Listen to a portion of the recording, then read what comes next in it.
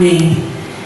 Eu estava ouvindo o Padre Júlio falar e no meu coração vinha assim, ele já falou tudo que precisava ser falado dentro da palavra maravilhosa dessa noite, dentro de uma liturgia que hoje também celebra Santa Baquita, que eu tenho devoção.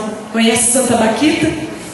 Não sei, se você não conhece, por favor, aprenda a conhecer e amar.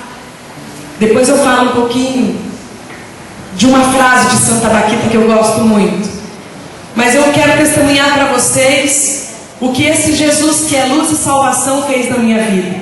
Eu me apresentei na quarta-feira, onde estive aqui, e retorno hoje. Na quarta-feira já dei uma introdução. Quem estava aqui na quarta-feira pode acompanhar um pouco.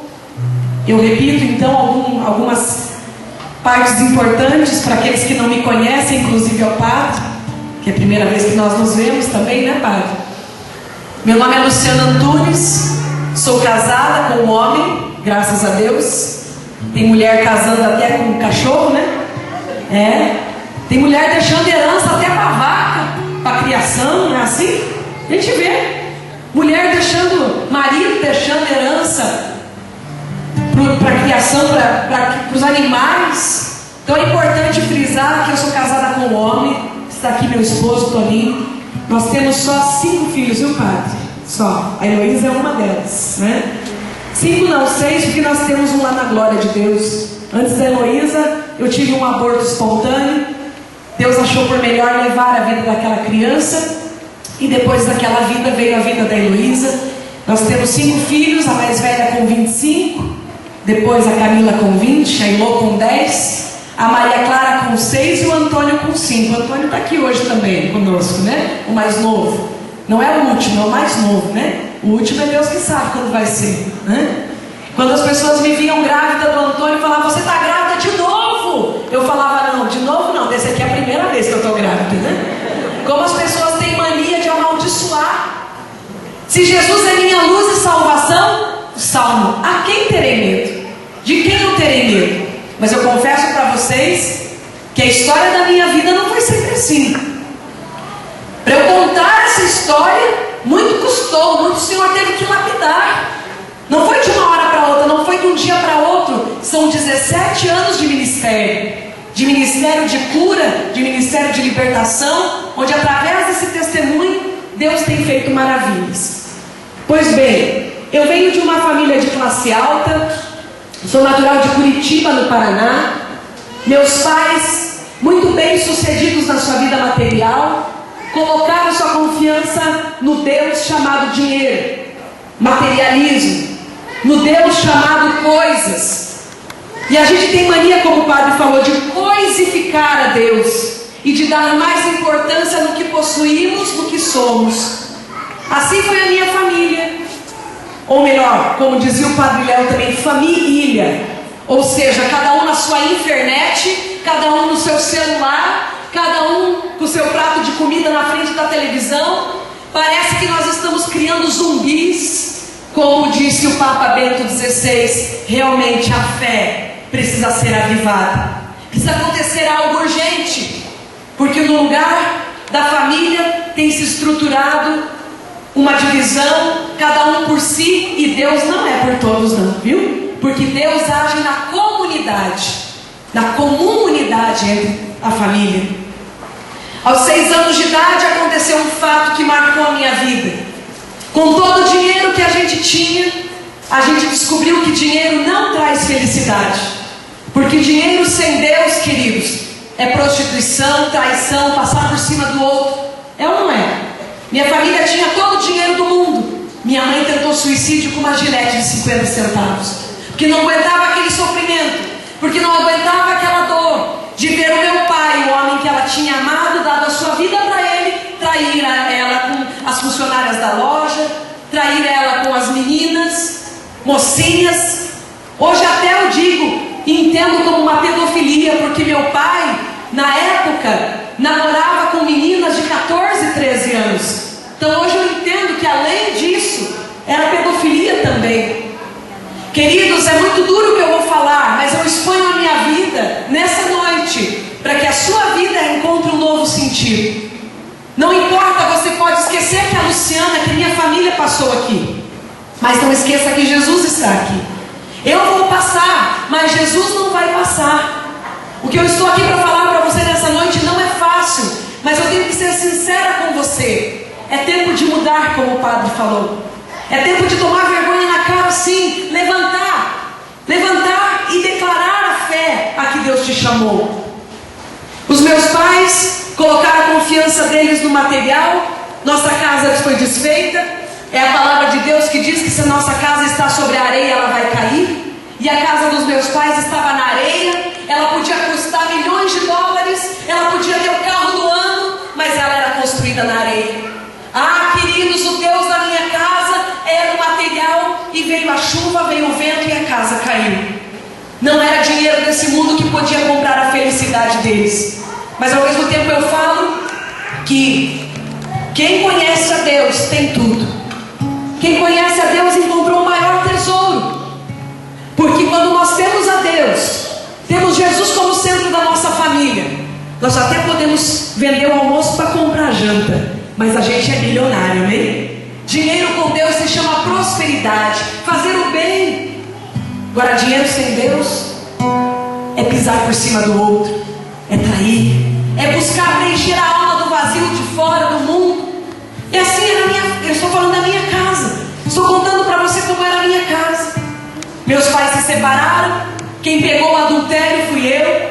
Eu peguei meu pai traindo minha mãe. Meu pai que era o meu príncipe, o meu herói. E para toda mulher, o pai da gente é o primeiro herói da nossa vida. É o primeiro amor da nossa vida. E para os homens, a mãe é o primeiro amor da vida de um menino. Então imagina, Deus faz tudo perfeito. Vem o inimigo e deforma. Então eu tive meu pai não mais como meu herói, mas como meu inimigo. Aos 11 anos de idade, dos 6 aos 11, tudo aquilo que foi sendo colocado dentro de mim, que eu ainda era uma criança, um vasinho de barro pequenininho. Se a gente vai colocando coisas boas, o que a gente vai colher? Coisas boas. O padre falou da minha filha hoje, padre. A Heloísa canta desde 1 ano e meio, no primeiro CD que eu gravei. Nós fomos na entrevista na Canção Nova, a repórter perguntou para ela assim: Heloísa, desde que idade você canta? Ela respondeu assim: bom, desde que eu nasci. E é verdade. Queridos filhos de peixe, peixinho, é tão natural para eles. Nosso carro tem 7 lugares. A Maria Clara também queria vir. A Gabi também queria vir, minha sobrinha que está junto. Eles querem estar junto porque veem na mãe e no pai a alegria e a plenitude da evangelização. Para nós estar aqui não é um peso, nem uma obrigação. Para nós estar aqui é uma gratidão a Deus pelo bem que Ele nos faz e nos fez. Entende? Então os filhos veem que isso é bom. Agora quando o filho vê que o pai e mãe briga, discute, é violento, no lugar de um pé tem casco, como que essa criança vai crescendo? Igual. E logo você está colhendo aquilo. Foi assim comigo. Eu vi um pai prostituído, eu vi um pai adúltero, um pai que chegava nas madrugadas em casa, onde minha mãe esperava chorando. Como que eu fui crescendo? Filho de um prostituído é o quê? Uma prostituta? Lógico. Sim. Eu falei na quarta-feira, algumas pessoas vieram conversar comigo.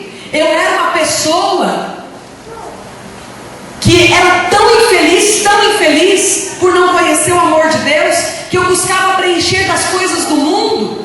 E eu era a pior espécie de prostituta que existe. Que existe aquela que cobra, que trabalha na zona, até sustenta seus filhos. Desculpa, padre, mas é hora de falar a verdade.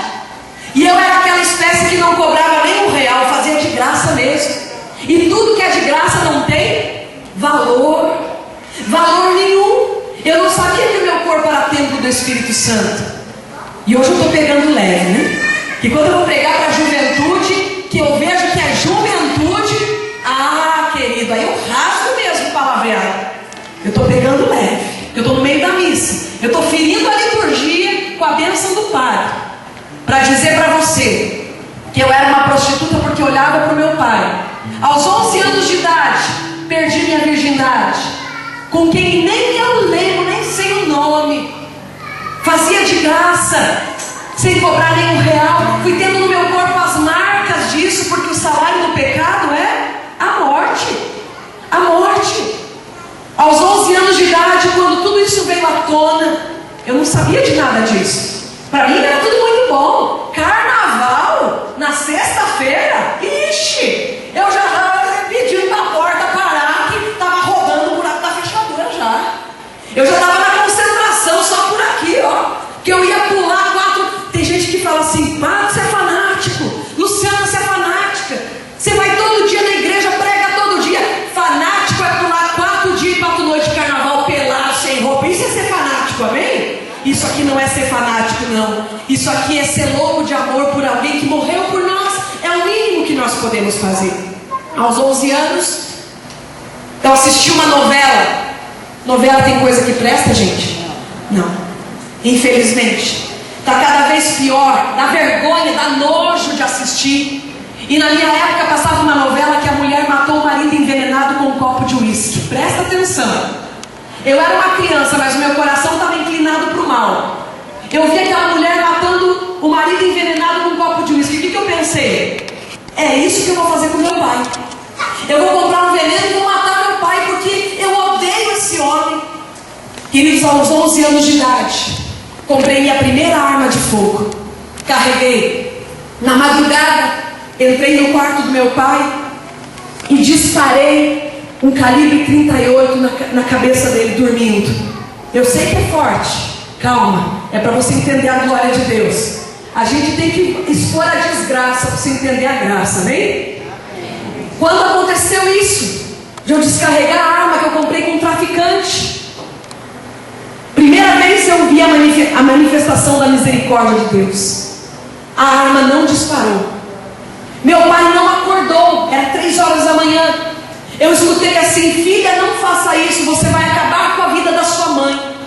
Ao mesmo tempo que eu escutei isso, que eu sei que era Deus falando para mim, não faça isso.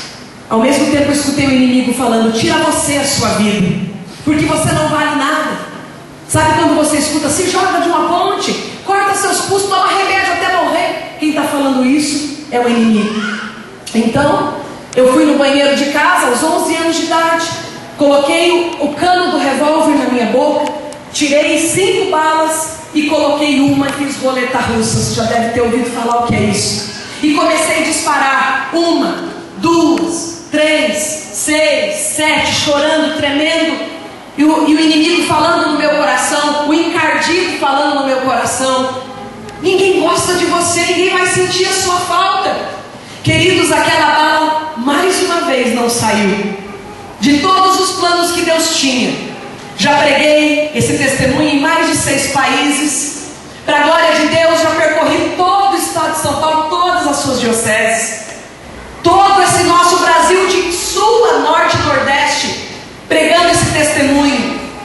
De todos esses planos que Deus tinha de percorrer todas essas cidades, eu sei que dentre todos os planos que Deus tinha, aquela bala não saiu. Porque dentre esses planos, um deles era porque Ele queria que eu estivesse aqui no dia 8 de fevereiro de 2013 e contasse essa história para você. Por isso aquela bala não saiu. Por isso a palavra se cumpre que de todo mal Deus tira um bem maior. Amém?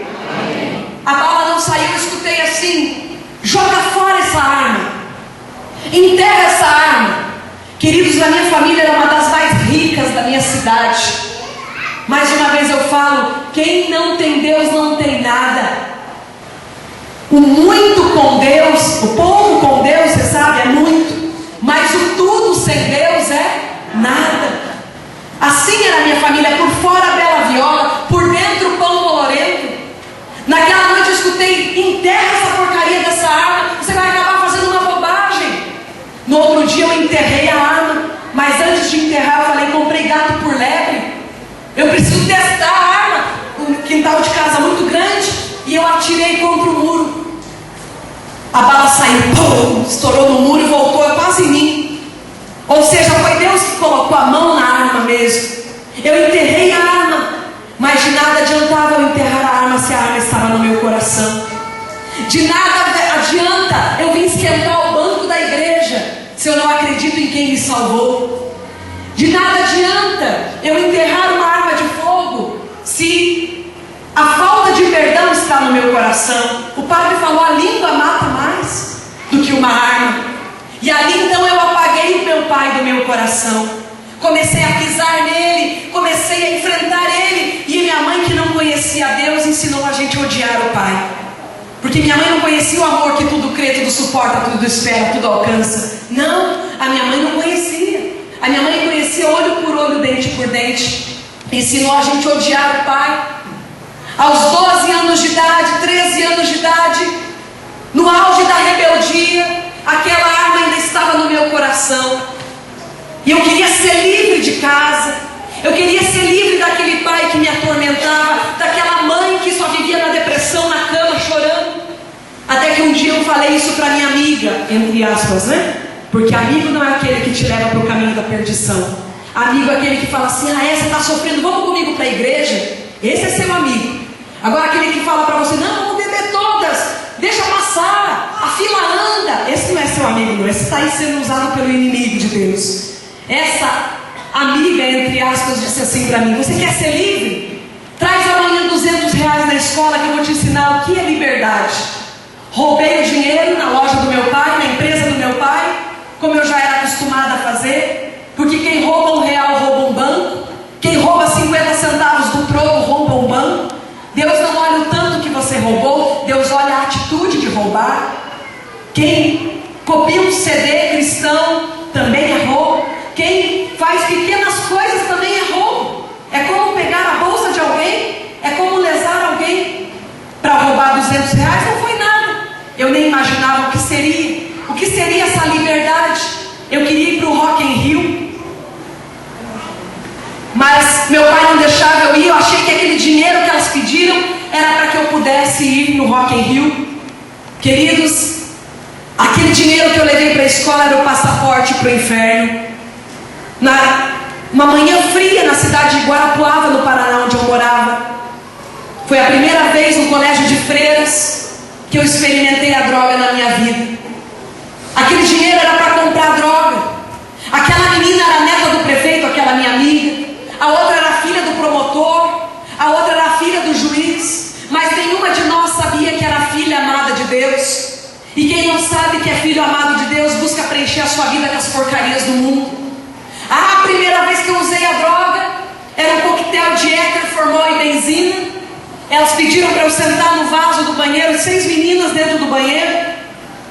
Elas colocaram, imergiram aquele pano naquele álcool, naquela mistura, deram para que eu inalasse, e ali foi a primeira vez que eu usei.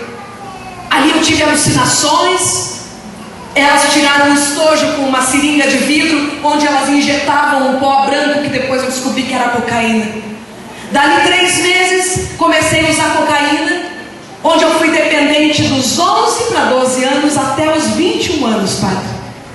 Pela falta do amor desse Deus, não porque Ele não me amava, mas porque os responsáveis de mostrar esse amor são os nossos pais. O responsável de mostrar esse amor não é o padre Júlio, não é a catequista, não é a escola. O responsável de mostrar o amor de Deus é o pai e a mãe, nas atitudes deles. Eu não conhecia esse amor. Aos 14 anos eu estava cheirando, em média, R$200 por dia de cocaína. Você sabe o que é isso? Deus o livre e guarde que você nunca saiba, que teu filho nunca passe por isso. Mas eu cheguei a pesar 35 quilos. Tive cirrose hepática, a famosa hepatite de quem bebe demais. O meu fígado estourou. Você está me vendo aqui, queridos? Eu sou um milagre de Deus. Deus me ressuscitou. Eu estou aqui para você que não acredita em Deus. Jesus me ressuscitou. Quando eu estava no fundo do poço, quando eu estava no fim, não tem mais o que fazer. Hoje eu tenho consequências seríssimas da droga. Não sinto o cheiro das coisas, não sinto o gosto das coisas. É muito triste viver assim, a consequência de tudo que eu fiz. Quando eu completei 14 anos, para completar, no meio de toda essa tragédia, droga, separação, prostituição, fiquei grávida aos 14 anos de idade. Quando eu completei 2 meses de gestação, eu contraí uma doença chamada rubéola. Todo mundo sabe o que é rubéola? Uma mulher grávida pode ter rubéola? Não. Tive rubéola no segundo mês e usava a droga todos os dias. Todos os dias. Quando eu completei 4 meses, não sei aqui em Jundiaí, mas na minha terra, a mulher grávida, a barriga começa a aparecer, né? Aqui também? Então é normal. Tinha 14 anos, com 4 meses a minha mãe começou a perceber que a barriga estava aumentando. Então a minha mãe me levou para o médico. O médico fez os exames, veio o resultado positivo. E no meio dos resultados veio um exame dizendo que aquela criança estava com um sério problema de saúde. Também usando droga até os 4 meses, com rubéola, aquela criança não tinha chance de nascer perfeita. Escuta os planos de Deus.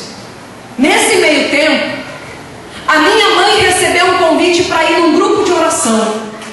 Minha mãe aceitou o convite, levantou da depressão e começou a ir no grupo de oração, lá na cidade de Guarapuava, no Paraná. E minha mãe começou a mudar.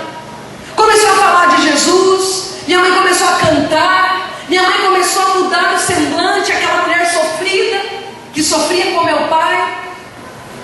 Para encerrar, para você entender a manifestação da glória de Deus, quando eu estava grávida, de 4 meses, o médico deu o diagnóstico dessa criança com problemas. E ele falou para minha mãe: olha, vocês têm que abortar essa criança. Essa criança não tem chance de nascer perfeita. Então fomos até uma clínica, porque minha mãe estava em processo de conversão. A minha mãe não sabia ainda direito o que era certo, o que era errado. Então fomos até aquela clínica de aborto, em Curitiba. No momento que estávamos na clínica de aborto, o médico mediu a minha barriga. Porque eu não sabia se eu estava de 1 mês, de 2, de 3. Eu estava totalmente perdida. Então o médico tem um exame que ele faz com a fita métrica, não tem, que ele mexe? Falou: você está de mais ou menos 5 meses. Então o aborto, pelos métodos que nós temos, não dá mais para fazer. É pena que o nosso horário não dá, senão eu ia só falar para você dos métodos abortivos, você se arrepiar. Mas vou falar um só. O método mais utilizado no Brasil se chama curetagem. É o aborto que a mulher, a criatura, né? Porque mulher é aquela que gera a vida, não aquela que destrói a vida. A criatura toma uma analgesia nas costas, uma anestesia, exatamente. E aí o aborteiro introduz a pinça, corta os braços, a cabeça e as perninhas e vem sugando com o aspirador. Esse é o tipo de aborto mais comum no Brasil. Mas você tem que estar até de 2 meses. Eu estava de 4 para 5. Então o que o médico falou? Vocês têm dinheiro, vocês podem pagar uma cesariana. Todo mundo sabe o que é cesariana aqui? Todo mundo sabe? É o aborto mais utilizado nos Estados Unidos, na Itália e no Japão. Se você chegar nos Estados Unidos de 8 meses pagar, eles abrem sua barriga, tiram seu filho. E agora o presidente Bush, anterior, ele estabeleceu uma lei que toda criança abortada por cesariana não pode mais ficar agonizando no balde, mas tem que receber o golpe de misericórdia com o bisturi no coração. Essas são as leis dos homens. Eu não estou aqui para escandalizar você, mas para mostrar para você a realidade do mundo que não conhece a Deus. Eu tinha 14 anos, isso foi em 1992, e o médico, com a maior naturalidade, olhou para mim e disse: você pode fazer um aborto por cesariana, vocês podem pagar, mas antes eu vou precisar de um ultrassom. Já estou finalizando, viu, gente? Só para você entender, é muito importante eu falar isso, para você entender a misericórdia de Deus. Quando eu fui fazer esse ultrassom, que o médico pediu para ver o tamanho da criança, eu cheirei quase 300 reais de cocaína, em dinheiro, que eu falo, não lembro tanto que é. Eu cheirei, na minha intenção de até querer matar a criança antes, de que alguma coisa acontecesse, de que na verdade aquela droga era querendo falar: pai, mãe, olha eu aqui, olha o que vocês estão fazendo. Eu também tenho uma irmã menor, né, mais nova hoje, que também foi por caminhos terríveis. Até os 18 anos tinha várias tentativas de homicídio. Para você ver o que faz uma casa sem a bênção de Deus, desestruturada. Quando eu cheguei para fazer aquele ultrassom, usei muita droga, confesso para vocês. A hora que eu entrei, o médico passou aquele aparelho que aparece a criança, e ele precisava medir dos pés à cabeça. Naquele momento, esse médico não sabia do aborto, não fazia ideia. Eu fui lá para fazer só o exame. Naquele momento em que apareceu na tela do computador, queridos, eu confesso a vocês, não me sensibilizou. Quem tem filhos aqui sabe a emoção que é ouvir o coração batendo. Eu era tão ruim, que eu não sentia esse sentimento de maternidade, de amor. O médico terminou o exame, limpou minha barriga. Aí o Espírito Santo entrou naquela sala e tocou o coração do médico. Isso só pode ser coisa de Deus. O médico, do nada, porque Deus é assim, cria do nada, olha para mim e fala: desculpa, vocês querem saber o sexo da criança? Já dá para ver. Eu estava de 5 meses, era uma clínica ultra avançada. Aí minha mãe que estava junto falou assim: não, doutor, não precisa ver o sexo, porque você, em sã consciência, veria o sexo de uma criança que você vai tirar no outro dia? Não, nós já tínhamos pago o aborto, não precisava ver o sexo. Mas Deus escreve certo por linhas certas. Ele faz tudo certo. E naquele momento que minha mãe disse: não, doutor, não precisa saber o sexo, eu, como era ruim que uma praga, para contrariar minha mãe, falei assim: vê aí logo que bicho vai dar na loteria. Estava drogada. Falei: amanhã eu vou tirar essa porcaria mesmo. Vê logo aí. Eu não sabia o que eu estava falando. A gente, quando está sem Deus, não sabe o que fala. Ainda bem que ele nem escuta. O médico voltou, fez o exame e falou assim: parabéns, você está grávida de uma menina. Talvez para você não tenha o impacto que teve para mim, porque Jesus sabia que o meu sonho era ter uma menina. Eu podia ser desequilibrada, eu podia estar perdida, porque quem não está em Jesus está perdido, mas o meu sonho era ter uma filha. E naquele momento eu olhei para a tela do computador, queridos, e a criança começou a falar comigo. Você acredita nisso? Eu ouvi a criança falando assim comigo: mamãe, não me tira daqui, me dá uma chance, deixa eu viver. Eu balançava a cabeça e falava assim: caraca, mano, eu cheirei tanta cocaína que eu estou escutando vozes, santas vozes que eu estava escutando. Eu balancei a cabeça de novo, escutei de novo ela falando: mamãe, me dá uma chance, deixa eu viver. Saí dali, drogada, mas eu fiz a minha primeira oração naquela noite. Olhei para o céu, para um Deus que eu nem conhecia. Uma noite antecedente do aborto, fiz em nome do Pai e do Filho, que eu nem lembrava o resto. Para mim, Jesus, Genésio, era a mesma coisa. Eu não sabia a diferença entre Maria, Nossa Senhora de Lourdes das Graças, não sabia nada disso. Naquele momento eu rezei assim: Deus, na verdade eu chamei ele de meu, do jeitão que eu falava, meu, e aí, firmeza em cima, estamos juntos e misturados. Comecei a agradar ele, né? Nós que brilha, vagalume, para ver se ele me entendia. Falei: amanhã a parada é a seguinte, faz dar tudo errado esse negócio de aborto, eu prometo que eu mudo de vida, eu prometo isso, prometo aquilo, amém. E fui dormir tranquilo. No outro dia de manhã, eu fui até aquela clínica de aborto, porque o que a gente tem que passar, ninguém vai passar pela gente. O erro da nossa vida, nós vamos ter que responder por eles. Cheguei até aquela clínica, ia ser uma cesariana. Quem aqui já tomou uma anestesia nas costas? A posição, né? Então eu estava assim, com as pernas cruzadas, semi-nua, esperando o anestesista vir para mim anestesiar. Escutando o barulho dos instrumentos, eu comecei a pedir perdão para Deus. Senhor, se o Senhor existe e faz alguma coisa. Você já viu um time perder de 3-0 no 45 do segundo tempo? E de repente o time vencer de 4-3? Só por Deus uma coisa dessa. Quem joga no time de Jesus só ganha, gente. Quando estava no último segundo, a enfermeira veio e passou aquele iodo nas minhas costas assim. Tudo estava perdido. De repente o médico entrou, minha mãe estava do lado, o médico olhou para sua assistente e disse: me dá licença. Olhou para minha mãe e para mim e falou assim: olha gente, vocês duas vão embora daqui. Vão embora daqui, porque eu não sei quem que falou que aqui eu posso fazer uma cesariana. Eu posso matar a sua filha. A hora que aquele médico falou: eu não posso fazer isso, amados, eu saí correndo, estou correndo até hoje do médico, ele não me pegou. Fui embora com a criança dentro de mim. Cheguei na minha cidade, grávida de 5 meses. Os amigos, os ficantes, os namoridos sumiram. Só ficou do meu lado 2 pessoas: Jesus e minha mãe. Minha mãe se levantou da depressão, buscou, e o médico deu o seguinte diagnóstico: se prepare, porque essa criança vai nascer surda, cega, com problemas mentais devido à rubéola. E isso que eles não sabiam da droga. No 8º mês de gestação, eu recebo um convite para ir no grupo de oração que minha mãe frequentava.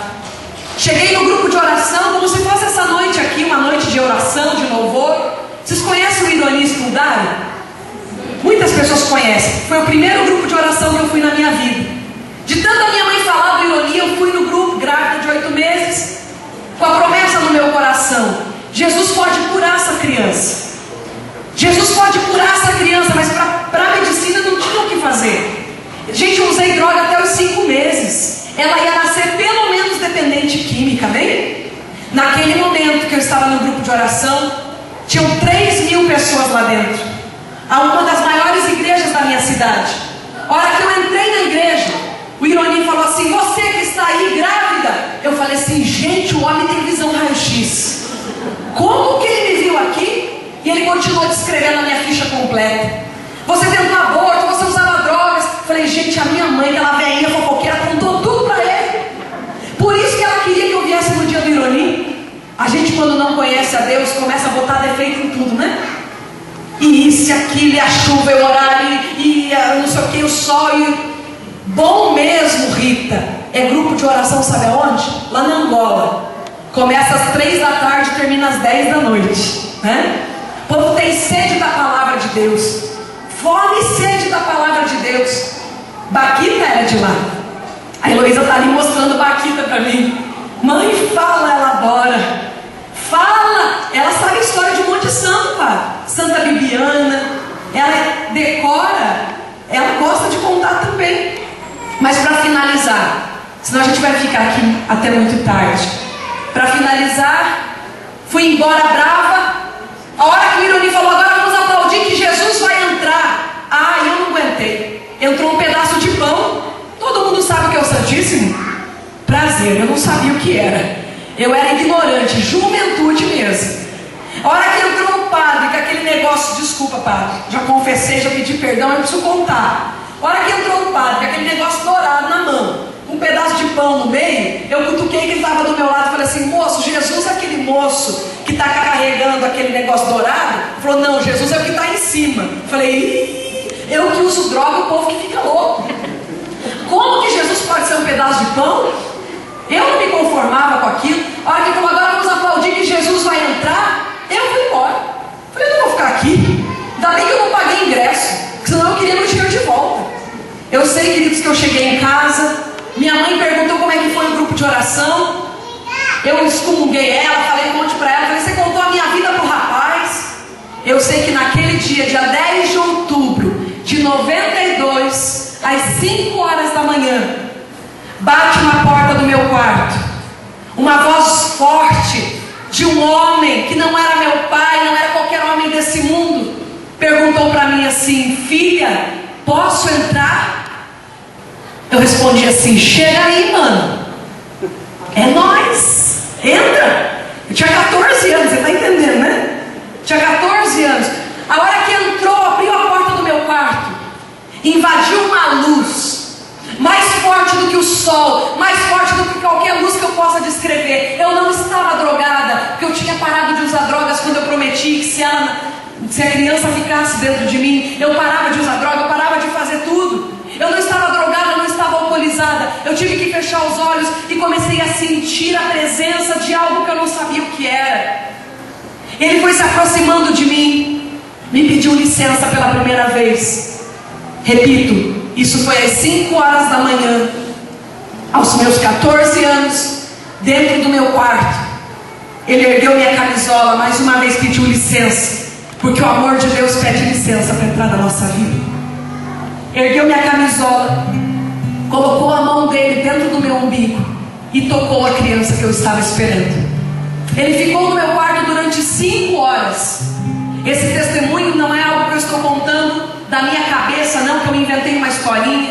É a igreja que me envia, me apoia. É o meu bispo que me envia e me apoia. Dom Diógenes, um santo bispo emérito da cidade de Franca, entronizou Santa Giana na minha casa. Hoje eu sou embaixadora da vida pela causa do aborto no Brasil. Não estou aqui falando em meu nome, estou falando em nome de um Jesus que vive e reina. Naquele momento ele tocou na minha filha. Aquilo que parecia impossível se tornou possível. Naquele momento eu comecei a tremer e pedir perdão. Eu não sabia quem era, mas eu pedi, me dê a graça de ver quem é. E vou testemunhar até os últimos dias da minha vida. Se pedirem para eu contar esse testemunho 1000 vezes, eu contarei 1000 vezes. No dia, não me cansarei de contar as maravilhas que o Senhor fez. Por alguns milésimos de segundos, a gente não sabe explicar o Kairos, que é o tempo da graça de Deus, no Cronos que nós vivemos. Quando a gente está no Kairos, a gente não consegue especificar, é 1 segundo, 2 segundos, 3 segundos. Mas parecia muito rápido.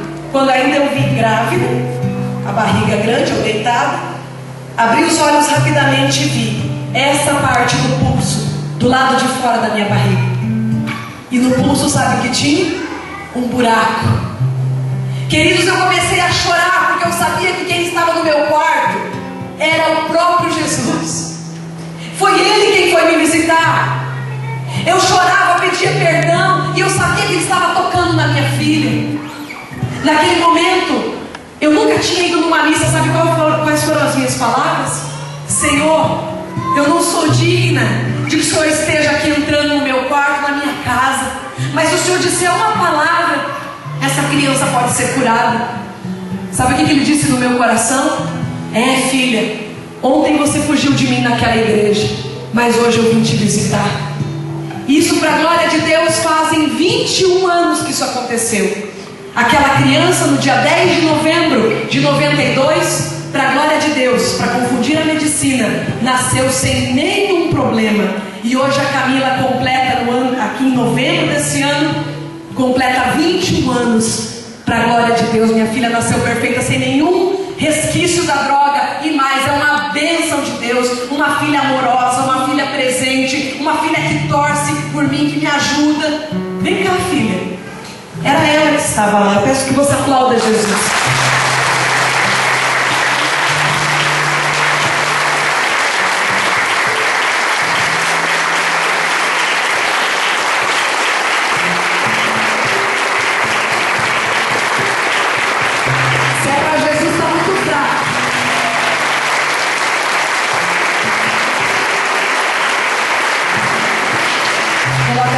Seu coração, eu tenho certeza que nessa noite você vai comungar Jesus diferente. Tem pessoas aqui que servem até mesmo no altar e não acreditam que é Jesus que está na Eucaristia. Tem pessoas que comungam e não acreditam que é Jesus que está na Eucaristia. Sim, nós cremos, Senhor, mas aumenta a nossa fé. Fecha os teus olhos um minutinho, nós queremos encerrar com essa canção. A palavra de Deus diz assim, que nunca houve noite que durasse para sempre, porque pela manhã vem o sol a brilhar na sua vida. Sabe, se você está precisando de um milagre, é porque você está sendo provado. Diz a palavra de Deus que o choro não dura a noite toda, pela vida toda, porque pela manhã vem a alegria. Nesse momento é o momento de você entregar para o Senhor e de você pedir o milagre que você veio buscar.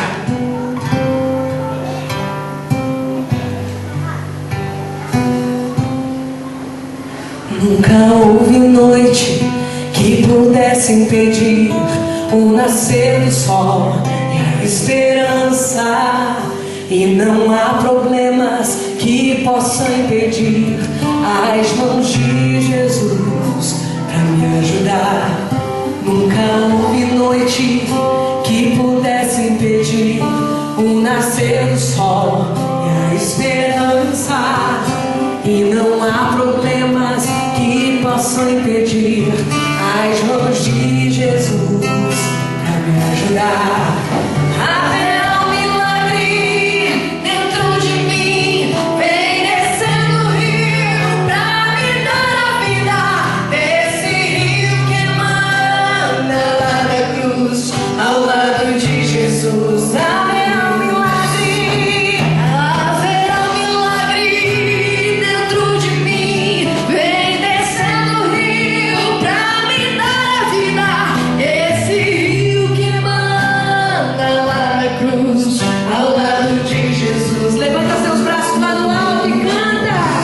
Aquilo que parecia impossível,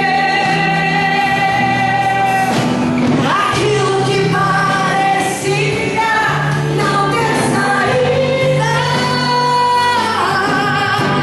aquilo que parecia ser minha morte, mas Jesus mudou minha sorte. Sou um milagre, estou aqui. Forte aquilo que parecia impossível, aquilo que parecia impossível, aquilo que parecia não ter saída, não, aquilo que parecia ser minha morte, mas Jesus mudou minha sorte. Sou um milagre, estou aqui. Levanta suas mãos e canta: usa-me, Senhor, usa-me. Eu sou o teu milagre, eu sou o teu milagre. Usa-me, eu quero te servir. Usa-me, eu sou tua imagem.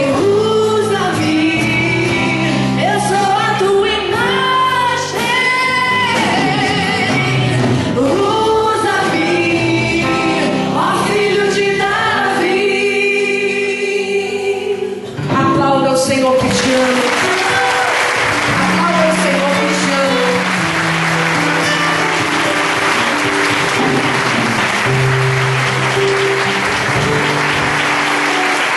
Eu falei, meu irmão, que eu ia falar uma frase de Santa Baquita que eu gosto muito. Hoje é dia de Santa Baquita. Santa Baquita foi estuprada, teve seus peitos cortados com facão pelo seu estuprador. Ela não conhecia Jesus. E quando ela chegou diante do seu bispo, e o bispo falou: mas tudo que você sofreu, Baquita, como que você vai ser uma religiosa? Sabe o que Baquita responde? Se eu encontrasse aqueles que me fizeram mal, eu me ajoelharia e beijaria as mãos deles. Eu ajoelharia aos pés do meu estuprador e beijaria as mãos daquele que me cortou os peitos com um facão. Sabe por quê? Porque foi através do que eles me fizeram que eu pude encontrar Jesus, amém?